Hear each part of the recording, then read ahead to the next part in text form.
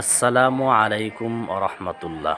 সুপ্রিয় দর্শক শ্রোতা, আপনারা আমার হাতে যেই জিনিসটা দেখতে পাচ্ছেন, গতকালকে ছাত্রদের কাছ থেকে এটা আমি হাদিয়া পেয়েছিলাম।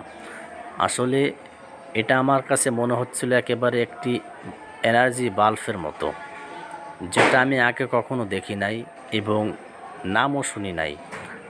গতকালকে আমি ছাত্রদের কাছ থেকে এটাকে হাদিয়া পেয়েছি। যেহেতু আমি আগে কখনো দেখি নাই, এই জন্য চাচ্ছিলাম যে এটার ভিতরে কীরকম, জিনিসটা কি আপনাদের কাছে একটু শেয়ার করি।